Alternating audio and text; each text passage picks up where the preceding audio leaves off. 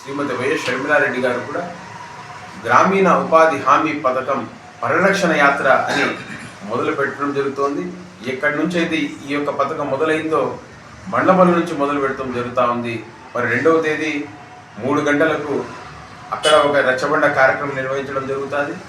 అదేవిధంగా 3వ తేదీ ఉదయం కళ్యాణదుర్గంలో రచ్చబండ కార్యక్రమం ఉంటుంది.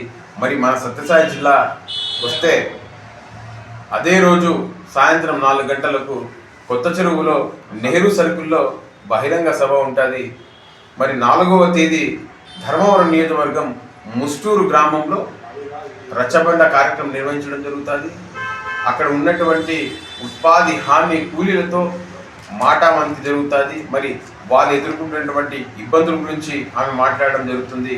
ప్రజలలో ఒక చైతన్యం తీసుకొచ్చే విధంగా మరి రైతులకు ఏ విధంగా అయితే వీళ్ళు కొడుతున్నారో భారతీయ జనతా పార్టీ ఆ విధంగా కూడా వివరించే విధంగా షర్మిలారెడ్డి గారు ఈ యొక్క యాత్రను మొదలుపెట్టడం జరుగుతుంది.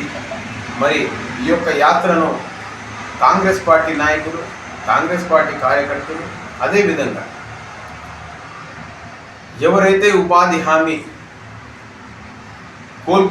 పనులు కోల్పోతున్నారు, ప్రతి ఒక్క కార్మికుడు, మహాత్మా గాంధీని ప్రేమించేటువంటి ప్రతి ఒక్క వ్యక్తి, లౌకికవాదులు, ధర్మవరం నియోజకవర్గంలో ఉండేటువంటి ప్రజలు అందరూ కూడా ఈరోజు ఈ యొక్క కార్యక్రమంలో పాల్గొనవలసిందిగా కోరుకుంటున్నారు. చెరువు కానీ, కళ్యాణదుర్గం కానీ, ముస్టూరులో కానీ, ధర్మవరంలో కానీ మీరు మాతో కలిసి ఈ యొక్క కాంగ్రెస్ పార్టీ షర్మిలమ్మ వైఎస్ రాజశేఖర రెడ్డి కుమార్తె అయిన మా పార్టీ అధ్యక్షురాలకు మద్దతు తెలిపి మీరు ఈ మీటింగ్లో విజయవంతం చేస్తారని మరొక్కసారి తెలియజేస్తూ ధన్యవాదాలు.